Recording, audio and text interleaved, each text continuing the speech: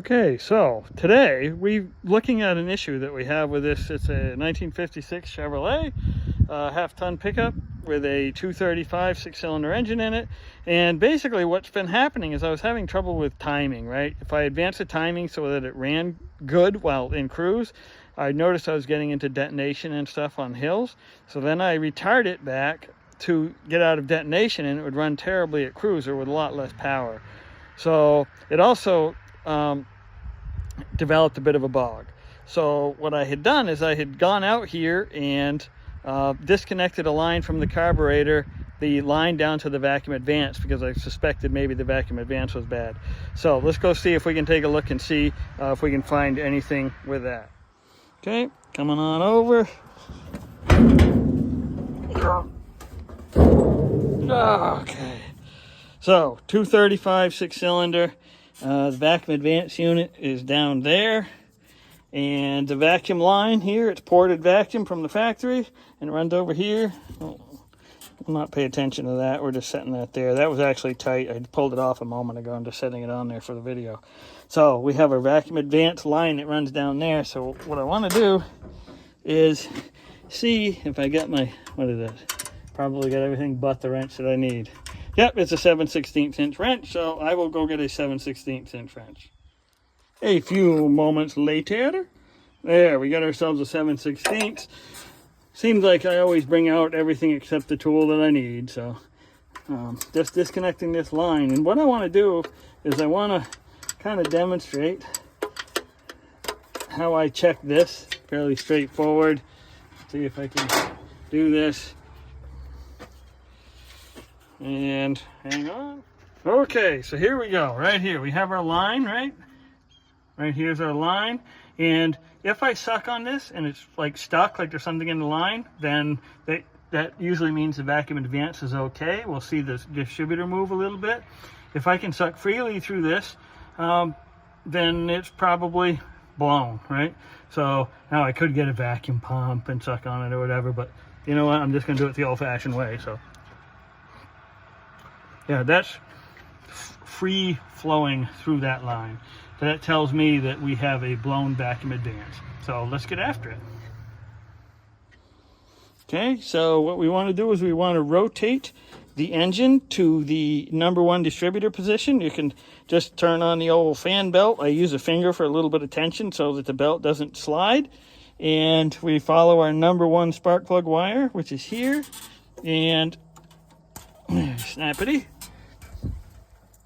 Okay, and we're at the #1 position magically. I didn't just come here a minute ago and do that before I did video and then have to come back. I wouldn't do that. So oops, yeah, this is definitely fully connected. Don't believe your lying eyes. So we're at the #1 position. I have the distributor rotated to #1, and now just going to remove the first 3 set of spark plugs wires, not spark plug, but just a spark plug wire, so I can access the distributor. So off, off, off. You'll notice I've labeled them, right? This is kind of key to all this, is that everything is labeled. Okay, so let's swing that back out of the way. We'll use the dipstick as a holder backer. And then we have to disconnect the vacuum advance line here. And then there's a 1/2 inch. Can I get there? There's a 1/2 inch nut. Now you can see it right at the edge of my fingernails. There's a 1/2 inch bolt there. We'll unbolt that, and then the distributor will pop out. If I really want to go far with the distributor, I just disconnect the wires. You notice these are 2 wires. Normal points distributor won't have that, but you'll notice this points distributor system, what's missing? Right, the point. So what this is this is a Pertronix converted electronic ignition truck. So, but the distributor goes in and out, the vacuum advance all works the same. So now, some of you that may know me know that I'm basically broke all the time, but I got a lot of junk. So what I have is another vacuum advance, right? Like, is it worth it to use a used one? I don't know. I just know this one works good, and I can suck on it, and it should work. So let's see if we can try that. I don't know if I can do it. We'll try it. Okie dokie. All right, so vacuum advance. I'm providing the suction. And we'll see, hopefully the diaphragm moves, otherwise I got to buy a new one. But I think this used one I had on the shelf, I think I checked it and was good. So let's see what we can do.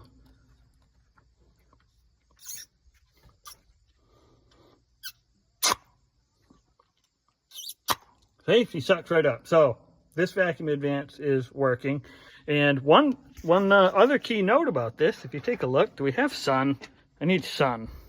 Sun, anyone? Sun, Bueller. That's green. That came off a 261. So I had converted a other 261 to a small cap HEI. So, and I know that was a very good distributor that was in it before at just point. So that's where this Vacuum Advance came from. But it'll fit on a 235. 235, 261, basically the same distributor. Okay, so what's key here is that I remember the position of my rotor and various components. Now this Vacuum Advance can go on in almost any position. Once it's on there, there's I'll show you here, you see it's clamped on here with I don't know, is that a 3/8 maybe, 5/16, whatever that is, that bolt. And once that's clamped on, then you can make, minor adjustments if you have it clamped in the correct position. I don't see it being keyed in any way. So I think that, like, if you had to make a gross adjustment on your distributor, for example, you can just loosen this and then you can move your, because this is just basically the hold down, distributor hold down. But if you look really finely here, there's actually timing marks on there too. If I sanded that off, you have advance and retard. So if you had to make a gross adjustment with your distributor, you could loosen this and make a gross adjustment. And then the fine adjustment just comes through this little slot right here. So anyways, enough chitter chatter. 1/2 inch wrench. Let's see if I can do this one-handed, acting as key grip. I know the International Filmmakers Union would probably get after me here, but there we go. There, come on. Oh, you know what I forgot to do? I just was blabbing about that, and I went and forgot it. Okay, is it really 3/8 or is it 7/16? I feel like it's 3/8 in there. Okay, now here's the question. Will that turn on the tube, or am I going to break the tube? See, I'm working it because I don't want to twist the end of the tube off. Sometimes you get these rusty tubes, and you can twist them pretty easy. Let's see. Twisty, twisty, come on, baby. Let's do the twist. Oh, come on, you are being a rapscallion. Get out of there. Do not break. I forbid you. Okay, do not break. Did it break? I don't think it broke. I think it's coming. I think we are winning. Are you winning, son? Now, you'd have to be up in old meme culture from a couple years ago to get that one. Okay. Come on. Long-winded. Fine thread. It'll be a bear probably to get the thread back up afterwards too. It's always a joy. I say these jobs are easy. They actually are. A lot easier if you're not filming and talking and blabbing. But one of the things that I noticed when it comes to work and stuff, I'd rather be... What now? I like to do work, but I also like to chitter chatter. All right, let's see. Come on. So close. We're getting there. Let's see. You're so close. Look at that. How much further is it? Are we there yet? Are we there yet? Are we there yet? Don't make me pull over. Okay. There. We were there. Okay. So, now, scene one, take two. Loosening the 1/2 inch bolt on the back side over there. And I didn't bring my timing light. I'm actually not at my house. I was not like up to camp, as it were. Kind of a complicated situation, right? It's complicated. But I have my main garage, and I'm not there right now. So, here we go. Mr. Bolt out. Now, let's withdraw distributor A from tab B here. You notice that it turns, right? See how it turns? Because the camshaft is on a spiral gear, so when you pull up, so we want to keep that distributor more or less in that orientation when we pull up. All right. There, and see, there's that. Oh, this one's a screw. And of course, it's all wallowed out. That's going to be a joy. All right, so now we got to go get a big screwdriver, and we can maybe. Am I hitched here? What am I hitched on? Let go. You, stop it. Behave. Okay. So let's go get a screwdriver. We just have to unscrew that bad boy, slide all this mechanism off, put this back on, put it back together, on our happy way. Let's go get a screwdriver. Okay, so I cheated on you. I put the screwdriver on it and broke it loose because I was using 2 hands in order to get it loose. Look out, I don't want to drop this whole thing, but basically that just unscrews and the nut on the other side is captured. So we'll break away and I will move my hands around. All right, I've moved my hands around a little bit. I will try to, see, one-handing this rig. That's kind of loose on there, kind of loose. Oh, my finger's in the way, apologize for that. That's a family, what is it? Genetic, putting our fingers in front of the camera. You can see that I'm working it off, right? See, there we go. I'm just working it off, doing it one-handed. You know, if I ever lose an arm, I'll be ready. Okay, come on, get off of there, you rapskin. Get, oops, sorry, I'm a little bit of lost focus, but there's the old one. Now, we'll just do a double check. Okay, there we are. We've just pulled off the other one. If you remember, the other one that we had done, we sucked on and it moved the diaphragm.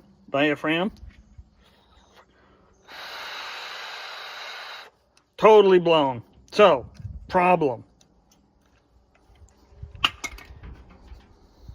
Answer. You're supposed to buy these new, by the way. I don't know. I think the new ones might be made in China. Is the old one that's still good better than a new one that's new from China? I don't know. Look, they only take a few minutes. If I wasn't doing this film, this thing would be over in 2 minutes. So they only take a minute, and I'm too cheap, and I don't want to wait a week for the thing to come in. So I had this other one. It's going on. There, I just slid that on. It's just a matter of on it goes. Now, where was it compared to the old one? I have a video that I took. In fact, you guys maybe have seen it. The video that I took when I was disassembling this. Once I get that back in there, I'll get this kind of snug but still movable. Drop that distributor back in there, and then we can make any final adjustments for this Vacuum Advanced canister so that we can hopefully get it close and see if it'll start up again. All right, remember how we took that out? That rotor kind of slid over a little bit there, rotating back into place. So we'll try it. I think I'm close. I might not be exact. Am I all the way down? I feel like I'm not all the way down. I'm probably like 1 tooth off. I feel like I'm a tooth off. Okay, let's lift her up again.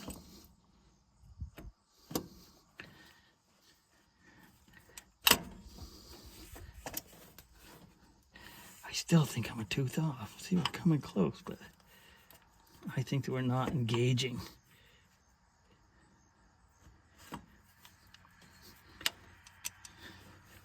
Oh, look. Is the whole rotor moved up? There may be some shenanigans going on. Let's fiddle with this for a second here. If I had 2 hands, it would be easier. So, hang on a second. I'm going to drop back 5. Basically what I'm going to do is I'm going to be lifting this up, and I'm going to be moving this button around until I get that screw to engage in the oil pump. That's how I know that I'm off a tooth, because I'm just not quite dropping in. Ooh, wait a minute. Ha! Right before your eyes. There we go. So we're pretty close. Okay. I feel like we're pretty close anyways. I know that the distributor is down all the way, which means the slot's engaged. The button is about where it needs to go there. I didn't completely tighten this little doodad, but the one on the bottom. But yeah, let's see what happens. Let's go ahead and start tightening some things up. Ooh, what's this first thing right here, right? Ooh, they're sticky. That might be grumpy. What did I say that was? No, not a 7. Okay, yeah, that's right. 3/8. Let's see here. Come on. Can you do it? This is where that, if I should have put a little bit of, what is it? Bolt buster or Croyle or something on here, right?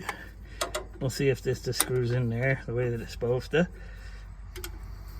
Kinda, sorta. Is it screwing in? Let's see here. It almost feels like it might be. That'd be like miracle of all miracles.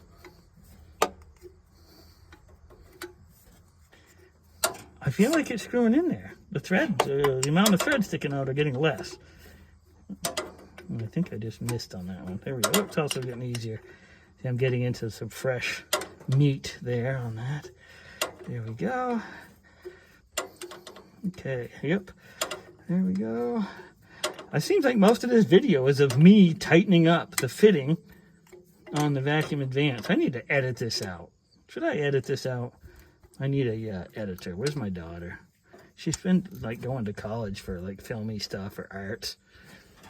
Okay, she's not in the car stuff though, which is, you know, from a dad's perspective, that's kind of a drag. But she's into beautiful art, and she does help me out.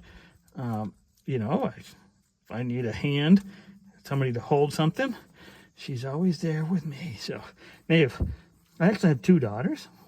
Either one of them helps. My filmy daughter that's going to college for filmy stuff is usually pretty helpful. And my other daughter, who's a free-spirited one, she'll come out and she'll tell me stories the whole time. I don't think she has any interest or inclination to any of this stuff, but she likes to talk, and I like to listen. Okay, talking of talking and listening, I've gotten that down, right? I've got that connected. Over here, I got to reconnect this. Now, this is just some tubing. I bent it out of shape in order to suck on it. Hey, none of that. Okay. All right, there we go. Come on. That was, what, 7/16, I think. Okay. Now, do you think this thing will start? The problem is that while I was trying to figure out how to do the timing on this, I fiddled with it, right? Famous last words, he fiddled with it. So, and the way I'll end up doing the timing, if I can get this thing to start up, is I will run it. And if I'll bring it up to a hill, after it's fully warmed up, I'll get her up on a good hill and put the wood right to it and see if she gets just a hair detonation. If it doesn't, I'll advance it until I get a little bit, and then I'll back it off just a hair. So, let's see here. We've got Mr. Distributor is there. He's still movable, right? So let's get Cap back on, if we can do that. This thing's all tangled up. Tangled. Okay, there we go. Oops, there we go. All right, stay. No, stay. There you go. Okay. Oh, I've got a dipstick. Okay, there we go. Right there. Okay, it's clicked in. Aha, there we go. Okay, were we smart? We did. Look, we had labeled our spark plug wires. Labeled. 1 on. 2. Wait, I'm bad video. Okay, there we go. Okay, now we will see if we got that distributor close enough to start this engine, and then we can kind of do some tuning. If it just goes woo, woo, woo, woo, woo, then, or it blows up or does something horrible. But let's go try it out. Okay, let's go check him out. Oh, we don't want to leave that there. If it did start up and we vibrated, all these tools, look at this. I have marred my finish. My $200 paint job.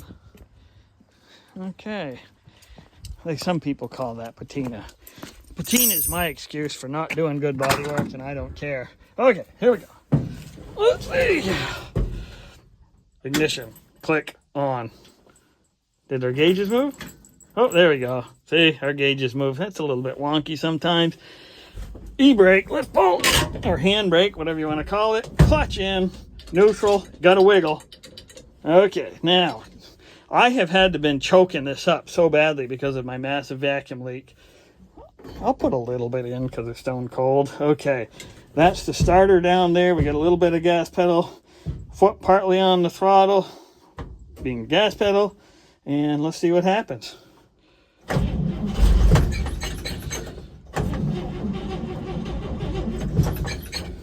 Okay, well, she kicked initially.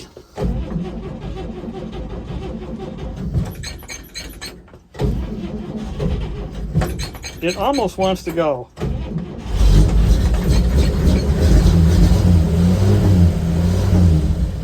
Now, is that cold or bad? That sounds like bad timing.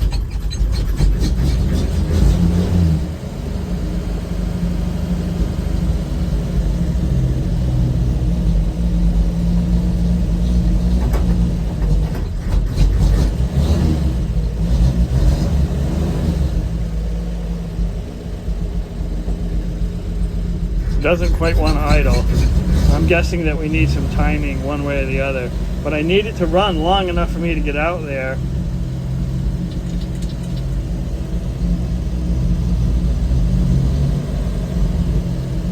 I have a throttle cable, by the way. I need a clothespin though, because I think that'll drop back. We'll try it. See if it'll stay running long enough.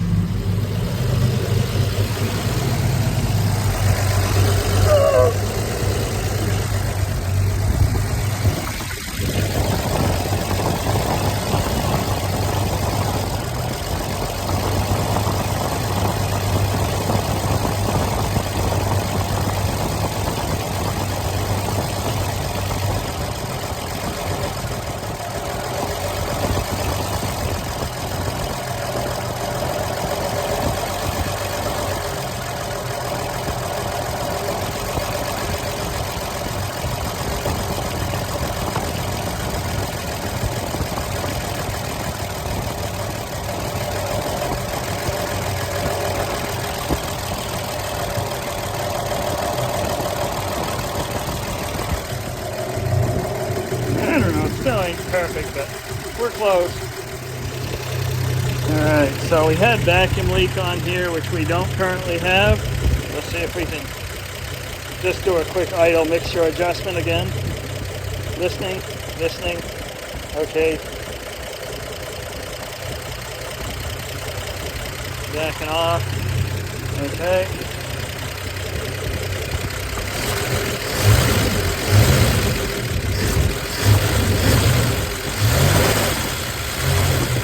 See that? Because it's ported vacuum, it's over there, but the moment we hit the accelerator, it advances. So that's cruise with an advanced. So you see how that works? If you had manifold vacuum, that would be coming from over here underneath the carburetor, but it's ported.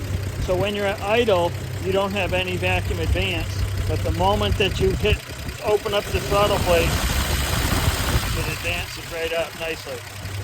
So I'd say we're pretty good. There's a little bit of a bog or hesitation in there, so we may have a little bit more timing work to do, but a lot of this is going to depend on, hills and stuff that we go up in. But we're obviously have an operational distributor now that once we're on cruise, it should have a lot more power than we did have. See, that's actually really nice. Just a little bit of a bog in there. Could be carburetor, it could be timing. We'll get it.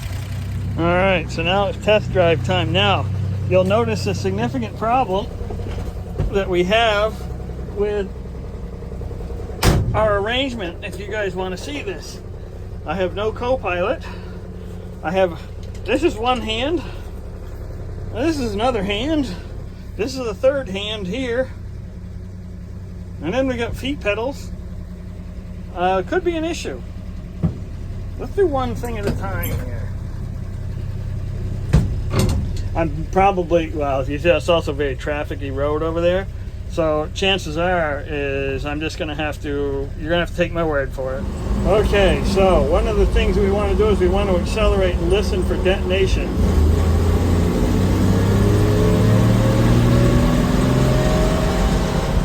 Hear that? I don't know if you can hear it. It sounds a little bit crispy in there when we're on the thing. So we're a little bit over advanced, and we want to retard our timing just a hair. Did I bring my wrench? I hope I brought my wrench. Ooh, I can just retard it a little bit, and then we'll try it again.